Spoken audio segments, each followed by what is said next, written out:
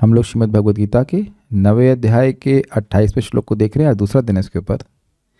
एक भक्त ने मुझे लिंक भेजा था कि प्रभुपाद जी के ग्रंथों को पढ़ने से क्या लाभ होता है, इस बारे में कोई सेमिनार होगा, सुन रहे थे। अच्छी बात है, लेकिन अच्छा तो यह होगा कि प्रभुपाद जी ग्रंथों को पढ़ाया जाए सीधे।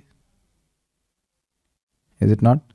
देखिए, महिमा सुनते हैं लोग और उससे लोगों को फ़ायदा होता है, लेकिन ऐसा वातावरण भी मिलना चाहिए जहां वह उस क्रिया का अभ्यास कर सकें। मेरी बात समझ में आ रहा है ना? नाम जप की महिमा सुनते हैं लोग, लेकिन आप देखेंगे कि अकेले आदमी करता है तो वो उसमें उतना उत्साह बन नहीं पाता, यद्यपि उसकी महिमा वह सुने रहता है। तो ये हम लोग का भाग्य है कि हम लोग सब साथ में आके पढ़ पा रहे हैं। एक और बात मन में भक्त की आती होगी, ये आ सकती है कि हम यहाँ जो शिक्षाएं सुनते हैं सारी तो हम अपने जीवन में अप्लाई कर नहीं पाते। प्रश्न का उत्तर अपने आप में हो गया। सारी शिक्षाएं पालन नहीं कर पाते हैं तो फिर सुनने का फायदा क्या? समझ गए ना प्रश्न का उत्तर कैसे हो गया? अरे सारी नहीं सुन पाते हो, कुछ जो 100 सुन रहे हो उसमें अगर 2 भी अप्लाई कर रहे हैं तो भी बहुत अच्छा है ना। अगर सुनेंगे ही नहीं तो वो 2 भी अप्लाई नहीं करेंगे, वो माया करने नहीं देगी।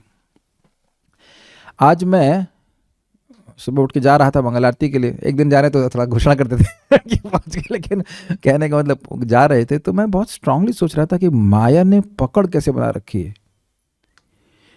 कितनी पकड़ जीवों के इंद्रियों पे बना रखी है कि वे जो कुछ भी करते हैं, यद करोषि यद अश्नास, जो कुछ भी खाते हैं, यद अश्नासी, यद जुहोस, जो कुछ भी देते हैं, यद ददासी, जो देते हैं और अर्पण करते देते हैं, और जो क्या था तो तपस्या करते हैं, वो केवल माया को ही अर्पित किए रहते हैं। पिछले वाले श्लोक में है ना। और इसीलिए माया का श्लोक अगला, अगर माया ने श्लोक ये बोला होता तो उसको बोलती शुभ अशुभ फलेर एवं मोक्ष से न कर्म बंधन है। तुम शुभ और अशुभ के अगर तुम इस प्रकार से मुझको समर्पित रहोगे तो तुम शुभ और अशुभ कर्म के फलों से निश्चित ही कभी भी मुक्त नहीं हो पाओगे। है ना? तो अब सन्यास का विपरीत क्या होगा? लेकिन सन्यास तो नहीं कह सकते, लेकिन वियोग युक्त आत्मा नित्यबद्धो माम उपेक्षि, तुम नित्यबद्ध रहकर मेरे ही पास पड़े रहोगे। तो ऐसी माया के बंधन से जो जीव को निरंतर, ध्यान सुनिए, निरंतर मीन्स एवरी सेकंड, हर सेकंड बांधे रहती है। एक क्षण के लिए भी कोई व्यक्ति भगवान की सेवा कर रहा है तो कितनी बड़ी उपलब्धि है और माया की कितनी बड़ी हार है। जो व्यक्ति आपसे लगातार हारा है, अनादिकाल से हार ही रहा है, वो अगर 1 सेकंड के लिए भी जीत जाए तो उसको बहुत बड़ी जीत माना जाएगा कि नहीं माना जाएगा? जैसे जरासंध 17 बार हारा, लेकिन 18वीं बार भगवान को हरा दिया तो वो एक जीत को बहुत बड़ा मानता था, जबकि 17 बार हारा था। तो ये बहुत बड़ा भाग्य है कि कुछ समय हम अपना भगवद गीता के संग बिता पा रहे हैं। अब जब हम सुनते हैं तो उसका दायित्व भी हमारे पर आ जाता है कि हमें अप्लाई करना चाहिए, लेकिन जितना सामर्थ्य होगा उतना कर पाएंगे। तो जितना करेंगे तो उतना ही हम मुक्त होते चले जाएंगे, फिर और करने का सामर्थ्य बनता चला जाएगा। और भी बात में विचार कर रहा था कि पिछले श्लोक में कहा गया यत बोला जो कुछ कर पा रहे हो, तो बहुत स्पष्ट बात थी कि इस जगत में हर व्यक्ति कुछ ना कुछ दान जरूर देना चाहता है। ऐसा नहीं कि आप भक्ति में नहीं आए तो कभी किसी कुछ दिए ही नहीं थे, बिना दिए आप रह ही नहीं सकते। लेकिन वो दान हमें भगवान को और भगवान के भक्तों को देना आना चाहिए। श्रील प्रभुपाद जी से ब्रह्मानंद प्रभु ने पूछा कि आप इस श्लोक में कहते हैं, भगवान कह रहे हैं कि मुझको दो, तो भगवान है कहाँ जो मैं उनको भगवान को दूं? ये भी प्रश्न आ जाएगा। तो प्रभुपाद ने कहा तुम मुझको दो, मैं भगवान को दूंगा। ये भी तरीका है। अगर व्यक्ति को समझ में नहीं आ रहा कि भगवान को समर्पित कैसे किया जाए तो ऐसे भक्तों को दे जो भगवान को समर्पित करने की कला को जानते हैं। जैसे हम आपको कहानी नहीं बता रहे हैं, लेकिन मतलब वास्तविकता ऐसे म्यूचुअल फंड्स कहते हैं। तो अगर आपको इन्वेस्ट करना नहीं आता है तो उन लोगों को लक्ष्मी दे देते हैं, बहुत बड़ी लक्ष्मी भी दे देते हैं जिनको इन्वेस्ट करना आता है, और वो इन्वेस्ट करते रहते हैं आपके बिहाफ पर। यह भी जगत में देखा ही गया है। तो दोनों ही सूरत में है। तो स्वयं भगवान को सेवा में लगाना आता हो, सीख ले, भक्तों से सीखना चाहिए भी, और अगर नहीं आ रहा है तो भक्तों को सेवा में दे दे या भक्तों को दे दे ताकि वो लगा दें। जैसे कि महाराज समझा रहे थे कि भक्तों को प्रसाद खिलाना नहीं होता है, वो अन्न भक्तों के मुख में बोना होता है। It is not feeding the devotees. ये फीडिंग वाला हिसाब किताब नहीं है, क्योंकि आप जो दे रहे हैं वो कई गुना आता है। जैसे यहाँ पे गेहूं आप उर्वर भूमि में बोते हैं तो कई गुना घूमकर वापस आता है। और ये जो आप अभी गीता सुन रहे हैं उसमें क्या दान कर रहे हैं? अपना समय, जो कि सबसे महत्वपूर्ण है, वह समय भगवान के यश को सुनने में हम देते हैं भक्तों को और भगवान को, तो वह अनंत गुना होकर के वापस आता है, भगवान के धाम की प्राप्ति करता है। तो इस बातों को समझते हुए व्यक्ति को ये नियमित रूप से करने का प्रयास करना चाहिए। Let's start. तो कोई पूछे कि अगर कोई इस प्रकार से अपने आप को समर्पित भगवान को करता है तो क्या फल होगा, उस पर भगवान कहते हैं, मेरे पीछे बोलिए, शुभाशुभ फलैरेवं मोक्ष से कर्म बंधनैः, शुभाशुभ फलैरेवं मोक्ष से कर्म बंधनैः, संन्यास योग युक्तात्मा विमुक्तो मामुपैष्यसि, संन्यास योग युक्तात्मा विमुक्तो मामुपैष्यसि, शुभाशुभ फलैरेवं मोक्ष से कर्म बंधनैः, शुभाशुभ फलैरेवं मोक्ष से कर्म बंधनैः, संन्यास योग युक्तात्मा विमुक्तो मामुपैष्यसि, संन्यास योग युक्तात्मा विमुक्तो मामुपैष्यसि। शुभ और अशुभ के फल से इस प्रकार मतलब इन सभी चीज़ों को भगवान को समर्पित करते हुए इस प्रकार मोक्ष से कर्म बंधन है, तुम कर्म के बंधन से मुक्त हो जाओगे। संन्यास योग युक्तात्मा, संन्यास योग से युक्त हुए मन वाले होकर विमुक्तो, विशेष रूप से मुक्त हो गए, अर्थात मेरे पार्षद बनोगे और माम उपैष्यसि, तुम मेरे पास आ जाओगे। अब आप ये बता दीजिए, विचार कीजिए कि क्या ऐसा ज्ञान कहीं कोई किसी को दे रहा है, किसी का सामर्थ्य है कि कह दे कि तुम भगवान के पास पहुंच जाओगे। स्वर्ग में पहुंचने का गलत तरीका बताते हैं कि इतने लोगों को मार दो तुम स्वर्ग पहुंच जाओगे, बाद में क्या, अरे वो जो मारा वो धोखा खाएगा। हमें बहुत इस पर एक प्रकार का दुख लग रहा है कि लोगों को, जवान लड़कों को युद्ध क्षेत्र में भेज दिया जाता है, उससे क्या लाभ होता है उसका। बात मैं अगर गलत कहूँ तो मुझे बताइएगा। भारत और पाकिस्तान का युद्ध हुआ था ना, 71 में हुआ था, क्या हुआ था? तो भारत की विजय हुई थी और उसने कुछ क्षेत्र जीत लिया था, इज इट नॉट? तो उसमें कई जवानों, कुछ तो जवान मरे ही होंगे, जवान मरे होंगे। और उसके बाद क्या हुआ था, वो सारा क्षेत्र जो जीता गया था वापस कर दिया गया। तो अब बताइए कि एक पहली बात, भूमि को जीतना भी एक इल्यूजन ही है, लेकिन भूमि को जीते और वो जवान मारे गए, अगर वो वापस जिंदा हो जाते तो कहते हमें फालतू मरवाया तुमने। क्या आप लोगों को लग रहा है कि नहीं लग रहा है? अगर जीत भी लिए होते तो भारत का क्या फायदा होने वाला था, और अगर जीतने के बाद वापस करती तो उनको क्या फायदा हुआ? लेकिन कुछ लोग अपना जान तक गंवा दी इसमें। बात मैं जिस दृष्टिकोण से कह रहा हूं, अगर वो समझेंगे तो आप समझ पाएंगे मैं क्या कह रहा हूं। हम अपना जीवन कहीं ना कहीं समर्पित कर ही रहे हैं कि नहीं, उससे हमें क्या लाभ हो रहा है ये विचार करें। वी आर ऑलवेज, हम कहीं ना कहीं कोई तपस्या कर रहे हैं, कुछ दान कर रहे हैं, कुछ ना कुछ किसी ना किसी को अर्पण कर ही रहे हैं। उससे लाभ तो यह नहीं हो रहा ना कि हम भगवान की प्राप्ति हो रही है। अरे इस जीवन में सुख की प्राप्ति हो रही, यह भी नहीं हो रहा है, इज इट नॉट? तो यहां कितना बड़ा लाभ है कि व्यक्ति उन्हीं कार्यों को भगवान के लोग करेगा तो भगवान की ही प्राप्ति हो जाएगी। और भगवान की प्राप्ति का मतलब वह सुखी हो जाएगा। एक और बात थी, ये शुभ और अशुभ का बंधन क्यों कह रहे हैं? देखिए, अगर कोई व्यक्ति बंधन में होता है तो वह व्यक्ति अपनी स्वाभाविक संपत्ति से दूर रहता है। अग्री?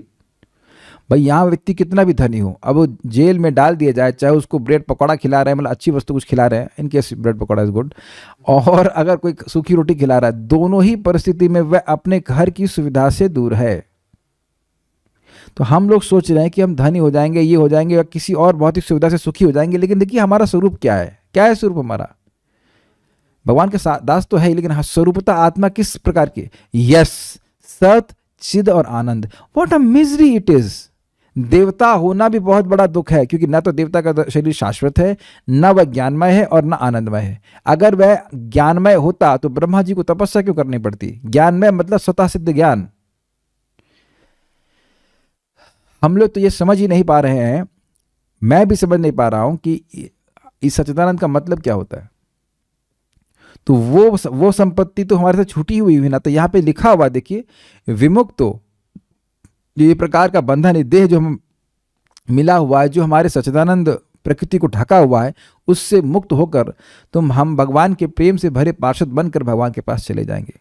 तो कोई कह रहा है कि भगवत गीता और भागवत के श्लोकों में क्या भेद है? कोई भेद नहीं है। भागवत सुनने से क्या होता है? शिवदम, आप भगवान के प्रेम से भरे पार्षद बनकर भगवान के पास चले जाओगे। यहाँ क्या लिखा है? विमुक्तो माम उपैष्यसि, तुम मेरे निकट आकर रहोगे। तो भगवान के प्रेम से युक्त नहीं होंगे तो भगवान के पास पहुंचेंगे कैसे? See the depth of this shlokas. तो ये जो आप भगवान को भोग लगा रहे हैं, भगवान को प्रणाम कर रहे हैं, ये कोई सामान्य घटना नहीं है। एकादशी का व्रत कर रहे हैं, कोई सामान्य घटना नहीं है। बहुत जगह बहुत से लोगों के यहाँ पे एकादशी के लिए मना करेंगे माता पिता, तो करते रहने दो। एक वक्त को खाने नहीं दे रहे तो हमने कहा आप ऐसा मत करिए कि केवल फल खाइए। भाई घर वाले सोचेंगे बच्ची पागल हो गई है, मर जाएगी, तुमने बनाओ हलवा सुबह जुड़ जाओ, हलवा बनाओ, कुछ वैसा बनाओ, तो अरे हाँ बच्ची खा रही ठीक से, तो कोई दिक्कत नहीं होगी ना। अन्न मत खाइए बस, क्योंकि आपका वैकुंठ जाना अब मतलब निश्चित हो गया है, तो भी रुक जाएगा अगर एकादशी का व्रत पालन नहीं करते। लेकिन एक बात यहाँ बोल दे रहा हूँ, गलती से भंग हो जाए तो ऐसा नहीं कि आप वैकुंठ नहीं जा सकते।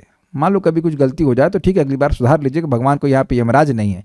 लेकिन इतना महत्वपूर्ण है ये व्रत करना एकादशी का, और ये बंद नहीं करना होता है। एक बार एक भक्त की माता जी बोली, इसका उद्यापन कब करना होता है? हमने कभी नहीं, मरते दम तक करते रहना होता है। जब 88 साल से अधिक हो जाए तब अब ना करें चलेगा, उससे पहले उनका शरीर छूट गया। तो अब ये सब है, 8 साल से कम और 88 से अधिक लोग ना करें तो चलेगा। यहाँ पे 88 से अधिक कोई है?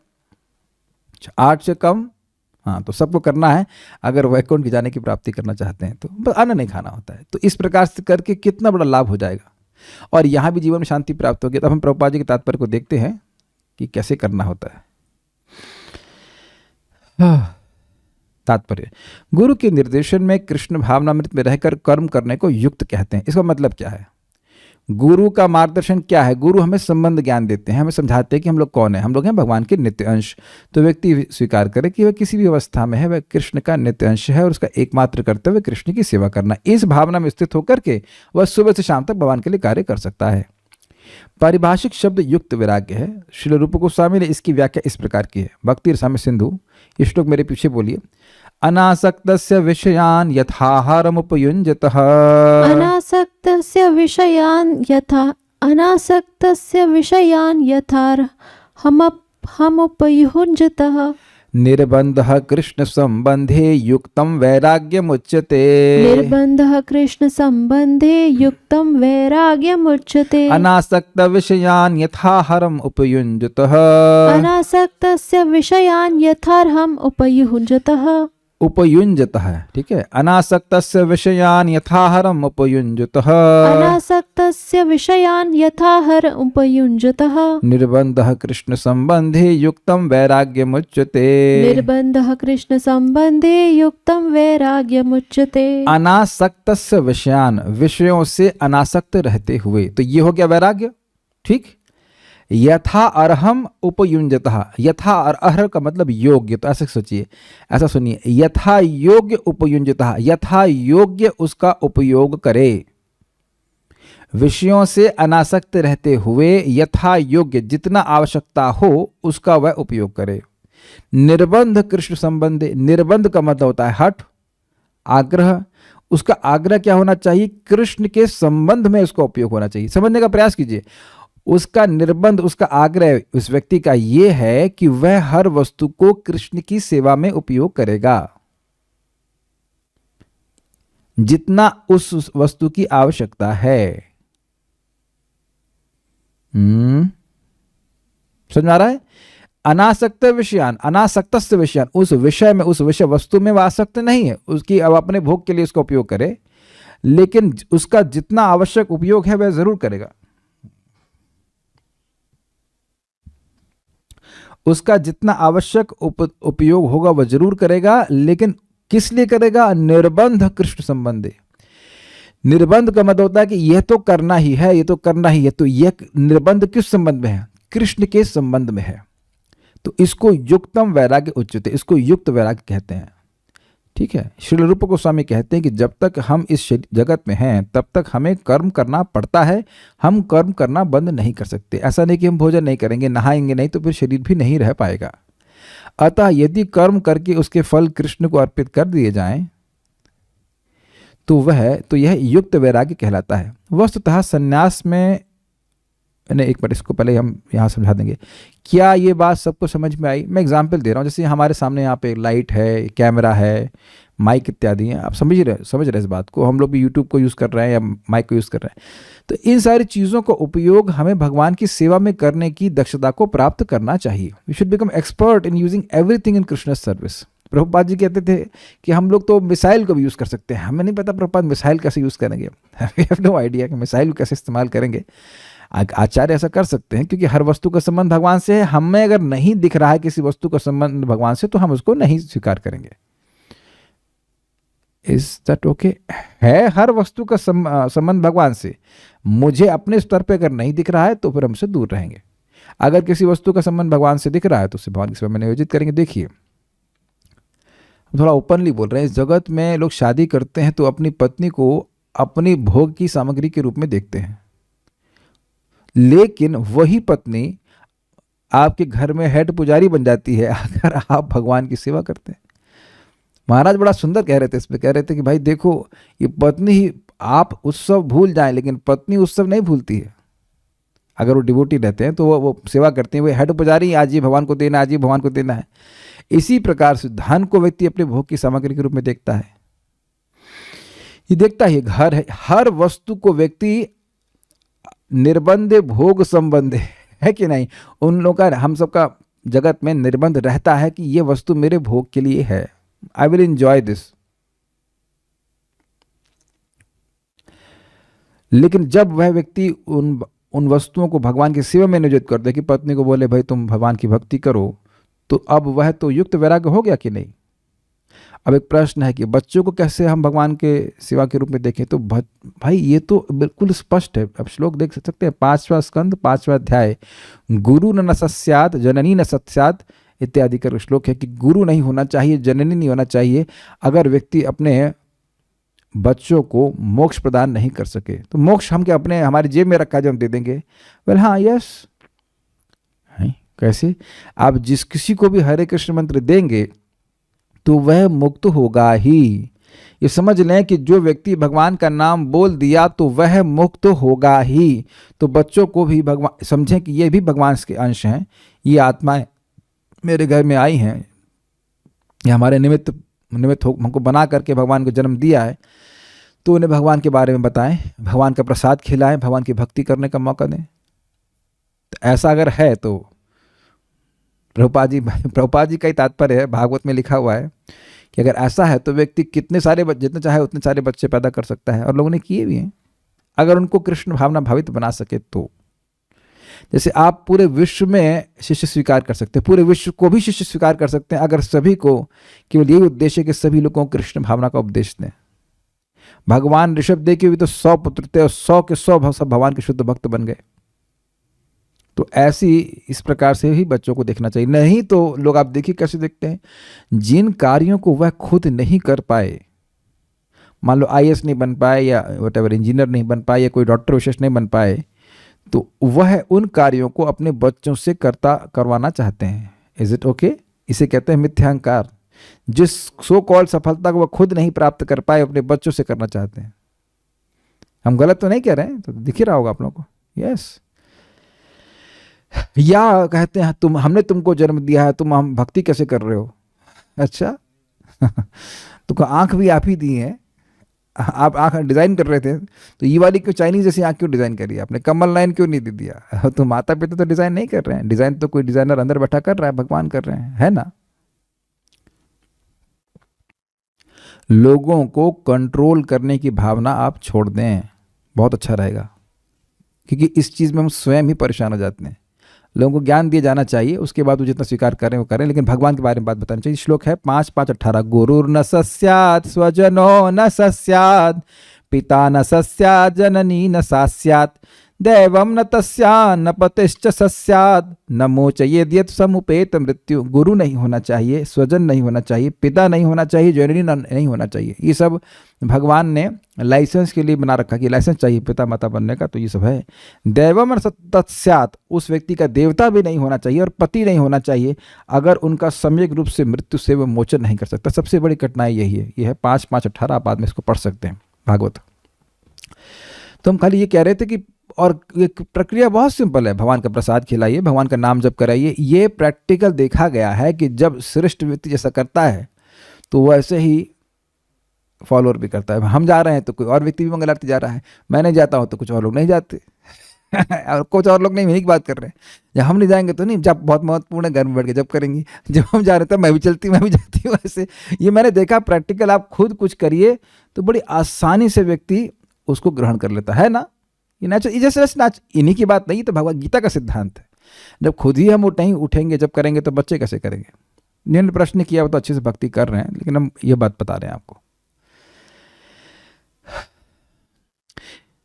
वस्तुतः संन्यास में स्थित होने पर ऐसे कर्मों से चित्त रूपी दर्पण स्वच्छ हो जाता है और कर्ता ज्यों ज्यों क्रमशः आत्म साक्षात्कार की ओर प्रगति करता है, त्यों त्यों वह परमेश्वर के प्रति पूर्णतया समर्पित होता रहता है। ये लाइन श्रील प्रभुपाद जी की बहुत सुंदर है। This is realised knowledge, this is super nice knowledge. देखिए, जब हम शुद्ध कर्म करते हैं, भगवान को समर्पित करने वाले कर्म, तो वह हमारे शुरुआत में तो हम गुरु की आज्ञा पे करते हैं, लेकिन उससे गुरु की आज्ञा से करो चाहे कैसे करो, आपका हृदय तो शुद्ध होगा। तो हृदय शुद्ध होगा तो मन में शांति आएगी। जैसे एक भक्त बोल रहे थे कि उनका मन केंद्रित नहीं हो रहा, तो मन केंद्रित क्यों नहीं हो रहा? क्योंकि मन कहीं ना कहीं केंद्रित है जहां पे वो केंद्रित हो नहीं सकता, अर्थात इंद्रिय तृप्ति पे। कोई भी इंद्रिय तृप्ति हो, सूक्ष्म हो या ग्रॉस हो, लेकिन जब आप उसे भगवान में लगाने लगते हैं तो धीरे धीरे मन पवित्र होने लगता है और मन को भक्ति के कार्य करने अच्छे लगते हैं। यही बात प्रभुपाद कह रहे हैं। जैसे जैसे हमारा हृदय शुद्ध होने लगता है शुद्ध कर्मों के द्वारा, तो वैसे वैसे व्यक्ति को आत्म साक्षात्कार की क्रियाओं में सुख मिलने लगता है। ये विज्ञान सब लोग समझ रहे, नहीं तो आप यहाँ कोई जबरदस्ती थोड़ा आ रहा है क्लास में, इज इट नॉट? कोई फोर्स तो है नहीं। तो आपको अच्छा लग रहा है इसलिए आप आ रहे हैं, नहीं अच्छा लगेगा तो नहीं आएंगे। मैं कुछ कर तो नहीं सकता। तो पॉइंट इज वेरी सिंपल कि जैसे जैसे हृदय शुद्ध होगा, ध्यान से सुनना, जैसे जैसे हृदय शुद्ध होगा, हमको स्वयं ही अनुभव होने लग जाएगा कि मैं इंद्रिय तृप्ति से बिल्कुल सुखी नहीं होता। प्रभुपाद जिसको बोलते हैं कृष्णा में भक्ति के द्वारा, भक्ति reveals the paleness of the sense objects. Paleness समझते फीकापन, इंद्रिय तृप्ति का फीकापन व्यक्ति को स्वयं अनुभव होने लगता है और भक्ति का सुख स्वयं अनुभव होने लगता है। तो वह समझ आता है कि मुझे करना क्या। जैसे अब आप लोग देखिए, सुबह उठते ही आप लोग क्या सोचते हैं? जप करना है। ऐसा नहीं कि आपको कोई आके बताएगा, फोन कॉल करेगा क्या करना भाई, पूछे आप किसी को अभी क्या करना है। ऐसा हम लोग नहीं सोचते थे। बहुत से लोग बेड टी पीते थे। प्लीज रेज हैंड्स, कोई ये रिकॉर्डिंग में नहीं जाएगा कि आप सुबह उठते जो लोग चाय पीते थे यहाँ पे बिना मुंह धोए, ऐसा महान कौन था? कि just raise hand. Oh very good very good, ये good good good, there many devotees like this. लेकिन अब आप देखिए, याद भी नहीं आती होगी। मैं चाय बोल रहा हूँ तो याद आता होगा, लेकिन चाय नहीं तो याद भी नहीं आती होगी। गर्म पानी पीना चाहिए वैसे, जस्ट इन केस नहीं पता हो तो अब आप देखिए, माया को हम लोग पूर्णता समर्पित हैं। और आप समझिए कितने बेवकूफ हैं हम लोग। अनादि काल से अभ्यास किए हैं, तब जाकर माया को पूर्णता समर्पित हुए हैं। जन्म जन्मांतर अभ्यास किए हैं, क्योंकि आर्टिफिशियल चीज़ है। और यहाँ भगवान को समर्पण करने का जो प्रक्रिया है, उसमें 10-5 साल कर ले रहे, फिर भी करो ना हम समर्पित नहीं हुए, ये वो ऐसा करते हैं कि नहीं? वहाँ करते। अरे भाई, कम से कम एक जन्म तो दो। अभी तो मेरा भी एक पूरा जन्म नहीं हुआ। Things are getting very exciting. भले मैं सारी बातें अप्लाई ना करूं, लेकिन सारी बात समझ में आती है। ये कोई कम बात है? अपना प्रवचन कम से कम पूरा समझ में आता है कि नहीं आता? आप लोगों को आता है कि नहीं आता हम नहीं जान रहे, लेकिन मुझे अपना प्रवचन पूरा समझ में आता है। यद्यपि मैं पूरा नहीं अप्लाई कर पा रहा हूं, लेकिन ये समझ में आ रहा है। ये कोई कम बात है? पता तो है ना कि रेसिपी क्या, रेसिपी समझ में आ गई तो धीरे धीरे करके पूरा अप्लाई भी कर लेंगे। ऐसे कोई कठिनाई नहीं है। I hope things are getting clear. तो मैं खाली बोल रहा हूं कि बारंबार बारंबार बारंबार ये बात समझ में, जब हम भगवान की बात सुनते रहते हैं, वही बात और नाम जप करते रहते हैं, भगवान का प्रसाद ग्रहण करते हैं, सेम चीज ओवर एंड ओवर करते हैं, तो जितनी मात्रा में हृदय शुद्ध हो गया, उतनी मात्रा में जीवन का उद्देश्य और क्लियर होता जाता है। यही महाप्रभु ने तपन मिश्र को कहा। तपन मिश्र बहुत सारे ग्रंथ पढ़ रहे थे, तो उनको कंफ्यूज हो गए थे कि जीवन का उद्देश्य क्या है और उसे प्राप्त कैसे करेंगे। ज़्यादा शास्त्र पढ़ने से ये भी दिक्कत हो जाती है। तो महाप्रभु ने कहा कि आप हरे कृष्ण मंत्र करें। साधिते साधिते जब प्रेमांकुर होए, साधन साधे तत्व जानिबे निर्णय। महाप्रभु का शब्द है कि हरे कृष्ण मंत्र तुम जब करते रहोगे, इसका साधना करते करते करते करते तुम्हारा जब प्रेम का अंकुर उत्पन्न होने लग जाएगा, तो तुम जीवन समझ जाओगे कि जीवन का उद्देश्य क्या है। ठीक है, तो ये प्रोसीजर है। यानी शुद्ध कर्मों से शुद्ध चित्त का निर्माण होता है। अतएव अंत में वह मुक्त हो जाता है और यह मुक्ति भी विशिष्ट होती है। इस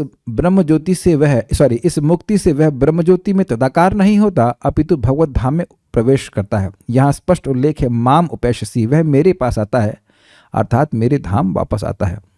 मुक्ति की 5 विभिन्न अवस्थाएं, और यहाँ यह स्पष्ट किया गया है कि जो भक्त जीवन भर परमेश्वर के निर्देशन में रहता है वह ऐसी अवस्था को प्राप्त हुआ रहता है जहाँ से वह शरीर त्यागने के बाद भगवत धाम जा सकता है और भगवान की प्रत्यक्ष संगति में रह सकता है। अब एक प्रश्न होगा कि भाई ये 5 प्रकार की मुक्ति क्या है, तो उसका वर्णन मैं कर दे रहा हूँ, कुछ भक्त नए भी होंगे। 5 मुक्तियां हैं, जिसमें एक मुक्ति है निर्विशेष ब्रह्म ज्योति में लीन होने की। उसका नाम क्या है उसका? अच्छा ऐसे बोलने पर फिर सायुज तुक्का मार रहे हैं, सही कहा आपने। सायुज मुक्ति, सायुज जुड़ जाना, मिल जाना, किस में? भगवान श्री कृष्ण की अंग कांति को ब्रह्म कहते हैं। तो उसमें जाकर आत्मा मिल जाती है, मतलब उसका अस्तित्व नष्ट नहीं होता है, लेकिन उसी में जाकर वो टंगी रहती है, अगर कह लीजिए एक आध्यात्मिक स्फुलिंग स्पार्क के रूप में। तो उसको वहाँ उसे भगवान की सेवा नहीं मिलती, और जीवात्मा है स्वरूपतः कर्ण नहीं, स्वरूपतः वह है भगवान का सेवक है। तो सेवा नहीं मिलेगी तो सेवा का सुख से वंचित रहेगा, तो वापस यहाँ पे गिर सकता है, गिरता ही है, वो समय अधिक लग सकता है। और उसके बाद 4 प्रकार की वैष्णव मुक्ति होती है, आपको पता है। एक है सालोक्य। क्या? सालोक्य मतलब भगवान के लोक में रहना। दूसरी है सार्ष्टी, अर्थात भगवान के समान ऐश्वर्य प्राप्त होना। तीसरी है सारूप्य, अर्थात भगवान के जैसा रूप प्राप्त होना। और चौथी है सामीप्य, अर्थात बहुत भगवान के समीप रह करके उनकी सेवा करना। तो यहाँ पे बोल रहे हैं कि बिल्कुल भगवान के पास रह करके सेवा करेगा। यहाँ पे भी तो वह भगवान के पास में ही रहा है, भगवान का आज्ञा का पालन कर रहा है। आप भगवान की आज्ञा पालन कर रहे हो, अर्थात भगवान का सानिध्य प्राप्त कर रहे हैं। यत्र गीता विचारश्च इत्यादि। अब गीता, भगवान ने बोला है कि गीता का उपदेश करेगा तो मुझे बहुत प्रिय है, तो गीता का उपदेश करना, सुनना, पढ़ना, ये भगवान की आज्ञा का पालन करना है। और जहाँ ऐसा होता है तो भगवान उपस्थित होते हैं। भाई सिंपल सी बात है, जहाँ भी यज्ञ होता है भगवान उपस्थित होते हैं। यज्ञ कर्मोद्भवम विद्धि, सुन लीजिए, यज्ञ कर्मोद्भवम विद्धि ब्रह्माक्षर समुद्भवम तस्मात् सर्वगतम ब्रह्मम नित्यम यज्ञे प्रतिष्ठितम।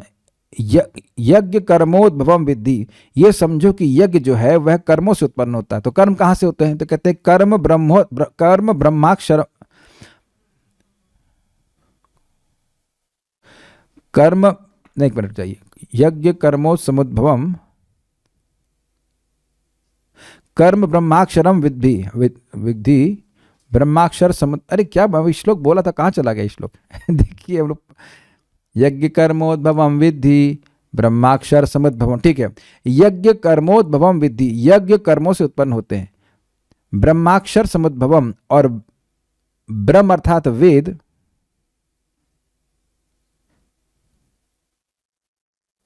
कर्म ब्रह्मोद्भवम विद्धि, हाँ वही मिस्टेक हो गया था, सॉरी। कर्म ब्रह्मोद्भवम विद्धि, कर्म जो है यज्ञ कर्म से उत्पन्न होते हैं। उससे पहले वाला श्लोक था, अगले श्लोक में बोलते हैं कर्म जो है वह ब्रह्म से उत्पन्न होते हैं। कर्म ब्रह्मोद्भवम विद्धि, अर्थात कर्म जो है वह ब्रह्म अर्थात वेद से प्रकट होते हैं। तो वेद कहाँ से प्रकट होते हैं? तो कहते हैं कि ब्रह्माक्षर समुद्भवम, ब्रह्म यानी वेद, अक्षर अर्थात भगवान से प्रकट होते हैं। इसलिए तस्मात् सर्वगतम ब्रह्मन, इसलिए हर जगह रहने वाले ब्रह्म अर्थात भगवान नित्यम यज्ञ प्रतिष्ठितम, वह नित्य ही यज्ञ में प्रतिष्ठित रहते हैं। तो मैंने ये सब बातें क्यों बोली? क्योंकि भक्त भगवान के निर्देशन में कार्य कर रहा है, यद करोषि दशनाशी के अनुसार चल रहा है, तो अब वह यज्ञमय जीवन जी रहा है। तो यज्ञमय जीवन जीने का मतलब है कि आप भगवान का प्रत्यक्ष सानिध्य प्राप्त करते हैं। तो जब यहाँ प्रत्यक्ष भगवान के सानिध्य में रहे तो मरने के बाद कहाँ जाएंगे? भगवान के प्रत्यक्ष सानिध्य में रहेंगे, ये विज्ञान है। तो जब भी हम कोई यज्ञ करते हैं तो उसके द्वारा हम भगवान का सानिध्य प्राप्त करते हैं और अपने को योग्य बना रहे हैं। एक दिन हम हमेशा हमेशा के लिए भगवान के सानिध्य में, उनके धाम में रहेंगे। तो ये विज्ञान है, सीखना चाहिए, ठीक है। जिस व्यक्ति में अपने जीवन को भगवत सेवा में रत रखने के अतिरिक्त अन्य कोई रुचि नहीं होती, वही वास्तविक सन्यासी है। क्यों वास्तविक सन्यासी है? It is not simply a matter of dress. सन्यासी तो सन्यासी है, लेकिन व्यक्ति और किसी ड्रेस में भी हो सकता है, लेकिन अगर उसका और कोई कार्य नहीं है भगवान कृष्ण की सेवा के अतिरिक्त, तो वह भी उस आश्रम में रहकर सन्यासी बन सकता है, भगवान की सेवा कर सकता है। ऐसा व्यक्ति भगवान की परम इच्छा पर आश्रित रहते हुए अपने को उनका नित्य दास मानता है। ये बहुत इंटरेस्टिंग है। जैसे ये मेरा हाथ उठ रहा है मेरी इच्छा से, दूसरा हाथ उठ रहा है मेरी इच्छा से, ऐसे ही भक्त समझता है कि वह जो कोई भी कार्य कर पाएगा या कर रहा है वो भगवत इच्छा से ही हो पा रहा है। धीरे धीरे आपको समझ में आएगा कि हम इंद्रिय संयम भी जितना कर पा रहे हैं वह भी भगवत इच्छा से ही हो रहा है। आज मैं जब सुबह उठा तो मैं सोच रहा था कि कितना सुंदर भक्ति का प्रोसीजर है।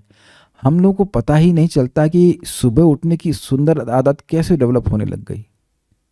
आप लोग नहीं आश्चर्य कर रहे हैं? बहुत मैं और उससे जब मैं सुबह उठा तो मैं नाम ले सकता हूँ शायद कि शैली शुक्ला माता जी का स्मरण कि ये भी 3 बजे उठ जाती हैं 3 बजे ना 3 बजे उठ जाती हैं, 6 बजे माला पूरा करती हैं, और भी बहुत सारे भक्तों का नाम मुझे स्मरण होता है। 4-5 लोगों का तो मुझे स्मरण होगा कि भाई ये लोग ऐसा तो नहीं कि 3 बजे उठते होंगे। भाई 3 बजे कौन उठ रहा है यहाँ पे?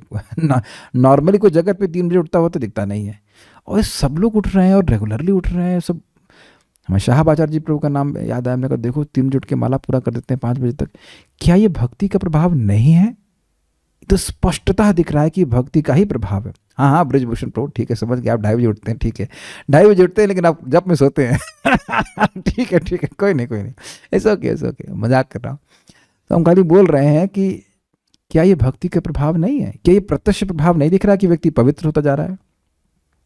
तो ये सारे गुण कौन प्रकाशित कर रहा है? ये भगवान ही प्रकाशित कर रहे हैं। भगवान का अफेक्शन है, प्रेम है कि हम इस प्रकार की योग्यता दे रहे हैं कि हम सुबह उठ पा रहे हैं, साधना कर पा रहे हैं, वो भी कलयुग में। नहीं, इस समझना चाहिए कि हम उनके नित्य दास हैं और जैसा वह चाहेंगे वह उतनी मात्रा में मेरे अंदर योग्यता आ पाएगी। अब मेरी भाषा समझ पा रहे होंगे मैं क्या कह रहा हूँ। हम लोग उनकी इच्छा पर आश्रित है, इसलिए भक्त ये नहीं सोचते कि मैं कब भगवान के पास जाऊंगा। जब भगवान की इच्छा होगी तभी जाऊंगा, तो टेंशन क्यों ले रहे हो? लेके तो जाएंगे ही आपको। अब आप हल्ला करो भैया हमको जल्दी ले जाओ, तो ऐसा करने वाले हैं नहीं। जैसे महाराज बड़ा सुंदर बोलते हैं कि भाई अब ट्रेन में बैठा है, अब यहाँ से हल्ला करना शुरू करे कि ट्रेन अभी बहुत स्लो चल रही है, ट्रेन तेज चलाओ, ये चलाओ, तो उसकी बात सुन करके तो ड्राइवर तेज नहीं चलाएगा ना। यहाँ 2-4 लोग हल्ला करने लग जाए, 20 या 100 लोग भी हल्ला करें कि ट्रेन स्लो चल रही, तेज चलाओ, तो भगवान तो अपनी स्पीड से ही चलाएगा, ड्राइवर तो अपनी स्पीड से ही चलाएगा ना, आपके हल्ला करने से तेज तो नहीं हो जाएगा। तो उसी प्रकार से उद्विग्न नहीं होना चाहिए। धीरे धीरे करके भगवान की भक्ति करके जो भी वैराग्य आया है, जो भी ज्ञान आया, वो भक्ति से ही आया है, और आगे भी जो आएगा वो भक्ति से ही आएगा, भगवान पर आश्रित है। दूसरा इंटरेस्टिंग बात है, हम बार बार इस बात को रिपीट कर रहे हैं कि देखिए हम लोग सेवक हैं। अब इतने समय से माया की सेवा कर रहे हैं तो तुरंत माया की सेवा छोड़ना मुश्किल भी है। पूरी तरह सुन रहे हैं लेकिन छोड़ना मुश्किल है। लेकिन अब अगर माया की सेवा में भी गिर गए तो ऐसा नहीं कि माया के नित्य सेवा के उसी में वापस सेवा में लगे रहेंगे। मैं बार बार इस बात को रिपीट कर रहा हूँ। फिर आप भगवान की सेवा ही करिए कि आप भगवान के ही सेवक हैं। We can not do anything else. और मैं फिर वही बात रिपीट कर रहा हूँ कि काम क्रोध आदि के द्वारा भक्त भरे परेशान हो जाए, लेकिन जो उसकी भगवान की सेवा का भावना वो समाप्त नहीं होती है। तो इसलिए भगवान की सेवा करते जाएगी, वो बढ़ती चली जाएगी, अपने आप ये सारी इच्छाएं, सारी कठिनाई समाप्त हो जाएंगी। अतः वह जो कुछ करता है भगवान के लाभ के लिए करता है, वह जो कुछ कर्म करता है भगवान की सेवा करने के लिए करता है, वह सकाम कर्मों या वेद वर्णित कर्तव्यों पर ध्यान नहीं देता। सामान्य मनुष्यों के लिए वेद वर्णित कर्तव्यों को संपन्न करना अनिवार्य होता है, किंतु शुद्ध भक्त भगवान की सेवा में पूर्णतः रत होकर भी कभी कभी वेदों द्वारा अनुमोदित कर्तव्यों का विरोध करता प्रतीत होता है, जो वस्तुतः विरोध नहीं है। अतः वैष्णव आचार्यों का कथन है कि बुद्धिमान से बुद्धिमान व्यक्ति भी शुद्ध भक्त की योजनाओं तथा कार्यों को नहीं समझ सकता। ठीक शब्द है, तार वाक्य क्रिया मुद्रा विज्ञेह ना बुझाए। चैतन्य चरितामृत मध्य लीला 23.39। इस प्रकार जो व्यक्ति भगवान की सेवा में रत है या जो निरंतर योजना बनाता रहता है कि किस तरह भगवान की सेवा की जाए, उसे ही वर्तमान में पूर्णतः मुक्त मानना चाहिए और भविष्य में उसका भगवत धाम जाना ध्रुव है। जिस प्रकार कृष्ण आलोचना से परे हैं, उसी प्रकार वह भक्त भी सारी भौतिक आलोचना से परे हो जाता है। देखा आपने क्या बात? जो लोग भगवान की सेवा में रत हैं उनका तो कहना ही क्या, जो निरंतर योजना बना रहे हैं भगवान की सेवा के, वह भी भगवान के पास जरूर जाएंगे। This is very nice. आप देखिए कि व्यक्ति इस जगत में कुछ कार्य करता है और कुछ कार्यों की योजना बनाता है, और वो सारे कार्य किस लिए होते हैं? बट ऑब्वियस इंद्रिय तृप्ति के लिए। तो इस कारण से वो अब अगले जन्म को तैयारी कर रहा है, रिकॉर्डिंग हो रही है उसकी। This meeting is getting recorded. समझ रहे हैं ना? हर व्यक्ति कुछ ना कुछ कार्य कर रहा है, इंद्रिय तृप्ति के लिए कर रहा है, और आगे योजना बना रहा है इंद्रिय तृप्ति के लिए ही। है ना। जगत में लोग ब्रेकफास्ट खाते हैं तो लंच के लिए सोचते हैं, लंच खाते हैं फिर शाम के लिए सोचते हैं, तो वहाँ तीनों ही चीज़ों को भोग तो नहीं लगाते भगवान को। और भक्त लोग भी इसी प्रकार से सोचते हैं, लेकिन वो हर वस्तु को भगवान को भोग लगाने के लिए ही सोचते हैं, है ना। यानी योजना बनाने से भी आप मुक्त हो जा रहे हैं, तो फिर करने की तो बात ही क्या। मैं ये क्लास दे पाता या नहीं दे पाता, लेकिन योजना तो बनाई ना कि क्लास दूंगा, तो वही व्यक्ति मुक्त हो जाएगा। श्लोक याद आ गया आपको? इहा यस्य हरेर्दास्ये कर्मणा मनसा गिरा निखिलासु अपि अवस्थासु जीवन मुक्त स उच्यते। अरे बहुत श्लोक याद करने की जरूरत नहीं, कुछ श्लोक तो बिल्कुल याद रखने चाहिए। इहा, जो व्यक्ति इस जगत में इच्छा कर रहा है, इहा यस्य, जिसकी इच्छा है, इहा यस्य हरेर्दास्ये, हरि की दासत्व में, कर्मणा मनसा गिरा, कर्म से, मन से और वाणी से भगवान की सेवा करना चाहता है, तो निखिलासु अपि अवस्थासु, किसी भी अवस्था में, वह किसी भी प्रकार की अवस्था में, गृहस्थ, ब्रह्मचारी, वानप्रस्थ, सन्यास, किसी भी अवस्था में हो, ब्राह्मण, क्षत्रिय, वैश्य, शूद्र, जीवन मुक्त स उच्चते, वह व्यक्ति जीते जी मुक्त है। अर्थात मरने के बाद तो अब वो भगवान के पास जाएगा ही। तो ये आर्ट आपने सीखी कि अब बीच में जो बात आई थी कि भाई आप गुरु तब हों जब आप दूसरों को मुक्त करने के सामर्थ्य रखें, तो कैसे मुक्त होंगे? स्वयं भगवान की सेवा करें, स्वयं ट्रेनिंग लें कि हम भगवान की सेवा की योजना कैसे बना सकते हैं, और नेक्स्ट इज दूसरों को भी भगवान की सेवा में नियोजित करें। जब आप उस कार्य को करेंगे तो वैसे ही आप दूसरों को भी बता पाएंगे। Sir very simple. मैं बोलता रहता कि आप मंगल आरती जाओ, तो कोई जाने वाला है? मैं खुद ही नहीं जा रहा हूँ तो दूसरों को कैसे बोलूँ? लेकिन अब हम जब जा रहे हैं तो बोल सकते हैं। आज मुझे बड़ा अच्छा लगा, मैं जा पाया, और एक ब्रह्मचारी मिले, सीनियर ब्रह्मचारी, बोले आपको आना चाहिए। हमने कहा आप कृपा नहीं कर रहे थे, है ना। मैं खाली विनोद ने बोला, लेकिन बहुत ही अफेक्शन से उन्होंने मुझे मतलब वेलकम किया। It is very nice. हमने देखा कि भक्त लोग ना, अगर कोई और भक्त है, मान लो कोई भक्ति कार्य को नहीं कर पा रहा है, तो उसका वो मजाक नहीं बनाते, वो कर पाता है तो उसको प्रेरणा देते हैं, उसको हेल्प करते हैं। बाकी की दुनिया में, बाहर की दुनिया में लोग अच्छा मानते हैं, वो आप आगे प्रगति करोगे तो जलेंगे, लेकिन भक्ति के संप्रदाय में, भक्ति के समाज में व्यक्ति खुश होता है। It's like that. सो समझ गए होंगे आप बातें। अब इसको अप्लाई करने का प्रयास कीजिएगा। एक भक्त पूछे कि प्रभु जी, हम लोग, मैं सिविल इंजीनियर हूँ, मतलब वो सिविल इंजीनियर हैं, तो रोड बनवाते हैं, तो अब उसको भगवान की सेवा में कैसे अर्पित करें? तो हम यह तो नहीं कह सकते कि सारे जो रोड बन रही हैं वो अब जयपुर में है, वो मान लीजिए उनकी पोस्टिंग, तो सारी वो जो रोडें हैं वो राधा गोविंद मंदिर की ओर मोड़ दीजिए, ऐसा तो आप नहीं कर सकते हो। तो अब जो उसका धन आता है उसको भगवान की सेवा में नियोजित कीजिए। देखिए, मेरा अनुभव खुद का है कि जीने के लिए व्यक्ति को बहुत कम चाहिए होता है। मान लीजिए मैं और वरुण प्रभु साथ में रह रहे थे तो हमारा खर्चा वैसे ही रहता, और मैं रेवती साथ में रह रहे तो हमारा इनका खर्चा बहुत ज़्यादा हो जाएगा। कुछ नहीं होता है, खर्चे तो हम बढ़ा लेते हैं अपने से। Is it not? रोटी तो माता जी लोग कुछ कम ही खाती हैं, इज इट नॉट? तो आपकी सोचने की भावना है। क्यों मैं ऐसा बोल रहा हूँ? अगर हम सिंपल जीवन जिएंगे तो हमारे पास धन बच जाएगा, और ना, और एक सिंपल सी बात है, जैसे हम आज जी रहे हैं वैसे ही कल भी जिएंगे तो खर्चा बढ़ेगा नहीं। Do you agree? पंखा आज आप चला रहे हो, कल भी पंखा ही चलाओगे, या कुछ हवाई जहाज तो नहीं चलाओगे, पंखा ही चलाएंगे। तो जब आपका कुछ खर्चा बचेगा तो आप भगवान को भी कुछ दे सकते हैं। वैसे तो वो सारी चीज़ें भगवान के केंद्र में रखे की जाती हैं, किसी भक्त की सहायता भी कर सकते हैं। Is it not? बहुत से भक्त कुछ गरीब भी हैं, उनकी तो सहायता कर सकते हैं, है कि नहीं? ये मैं खाली बोला, ये प्रचार के लिए, भगवान के प्रचार के लिए अपने धन को उपयोग कर सकते हो। तो इस तरह से कोई नौकरी आदमी कर रहा है, उसका उस धन का उपयोग भगवान की सेवा में करना चाहिए। मैं यहाँ पे बहुत बात और थोड़ी अब पिंचिंग बोलूँगा, ध्यान से सुनिएगा, और मैं पिंच करने के लिए ही बोल रहा हूँ। इस जगत में हम देख रहे हैं, और हम भक्तों की बात बोल रहे हैं, अब भक्तों की बात तो हम कर ही नहीं रहे, कि अपने कर्मी भाइयों के लिए या अन्य लोगों के लिए व्यक्ति धन दे रहा है, 10,000 15,000 देता है, तो उससे पूछो कि तुम्हारा भाई तुम्हारे लिए क्या कर रहा है, या तुम्हारी बहन तुम्हारे लिए क्या कर रही है। अगर आप उससे कहें कि तुम 2 माला जप करो तो वह भी नहीं कर रहा, लेकिन कोई भक्त मान लो भजन कर रहा है, तो उसको कुछ अगर आवश्यकता है तो क्या आप उस प्रकार से खुले हाथ से देना चाहते हैं? हम तो एक आश्चर्य था, एक भक्त बता रहे थे उनकी बेटी का फीस कितनी पता है पर मंथ की? 3 लाख रुपए।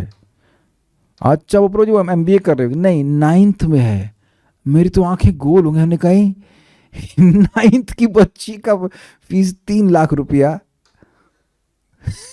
इसमें तो लग रहा है कि पूरा गांव के बच्चे भी पढ़ लेंगे। बहुत हो जाएगा, 3 लाख तो होता, मतलब आजकल एक 9th का बच्चे की कितना फीस होती होगी? 4,000 5,000 डिवाइड कीजिए, 5,000 1 लाख से डिवाइड 20, और 60 बच्चे पैदा कर लिए होते हैं तो उसमें पड़ जाते। गलत तो नहीं कह रहे हैं। तो अब बताइए 59 बच्चों की पढ़ाई, वो भी अच्छे स्कूल में, नहीं हो पाएगी ना एक बच्चे की पढ़ाई में। और उस स्कूल में भी बच्चा यह नहीं पढ़ रहा है कि मुक्त कैसे हो, बल्कि यही पढ़ रहा है कि और बंधन में कैसे लगे। यह ज्ञान है।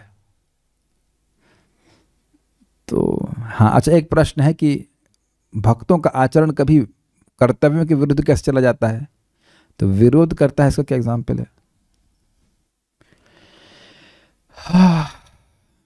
मेरे मन में जानबूझ के इस पार्ट को छोड़ रहा था, लेकिन अब आपने प्रश्न किया है तो हम बोल दे रहे हैं। आप जानते हैं कि ये श्री रंगनाथ का टेम्पल बना कैसे, आपको पता है? जो संत थे जिन्होंने बनवाया, उनके डकैत शिष्य थे और लोग धन दे नहीं रहे थे मंदिर के लिए, तो उन्होंने डकैती करवाना शुरू कर दिया और धन आना शुरू हो गया। तो अब लोग सोचे कि ये, लोगों को शंका तो हुई कि ये करवा रहे हैं, लेकिन पकड़े कैसे? वो तो बाबा जी की तरह रहते थे, एकदम जैसे कुटिया में रह रहे थे वैसे ही रह रहे थे। भाई उनके पास कुछ धन इकट्ठा हो रहा होता तो अलग बात होती। तो पूरा मंदिर ऐसे ही बना दिया। अब हम ये नहीं कह रहे हैं कि ऐसे करके मंदिर बनाना चाहिए, लेकिन एक महान भक्त इस प्रकार से कर सकते हैं। 1 रुपया भी वो अपने लिए नहीं लिए, लेकिन सारा इस तरह से डकैती करके धन मंगा करके और मंदिर बनवा दी।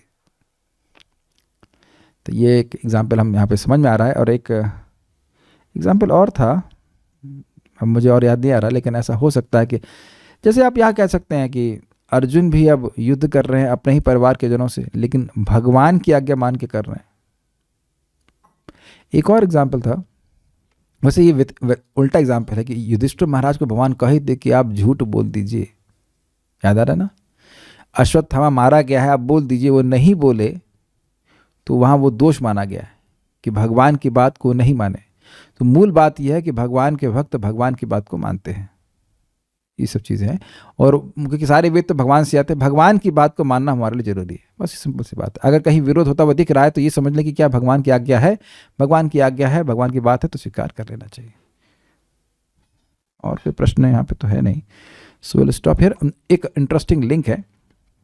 अच्छा, अपने लोगों को तो आप अपने पास ले आएंगे और जो आपसे विमुख है उनको यहीं पढ़ने देंगे, ये तो आप में विषमता है। इस जगत में भी तो लोग सोचते हैं ना, करते हैं। ऐसे देखा गया कि कुछ लोग से राग कर रहे हैं, कुछ लोग से द्वेष कर रहे हैं। जिन लोगों को पसंद नहीं करते उनको मतलब क्या कह सकते हैं, विषम परिस्थिति में डाल देते हैं, और जिनको पसंद करते हैं उनको सारी सुविधा दे देते हैं। तो आप अपने भक्तों को अपने पास ले आएंगे और अभक्तों को यहीं छोड़ देंगे जगत में, तो यह तो विषमता आप में भी हो रही है, राग द्वेष की। तो अगर ऐसा हो तो भगवान अगला श्लोक कहेंगे, उसके लिए आप जरूर आइएगा। बहुत सुंदर श्लोक है, तो कल हम उसको देखेंगे। समूहम सर्वभूतेषु, बहुत अलग अलग उसमें टीकाएं हैं और अलग अलग एंगल से बताया गया, बहुत सुंदर है। तो उसके लिए भगवान ने चाहा तो हम कल चर्चा करेंगे।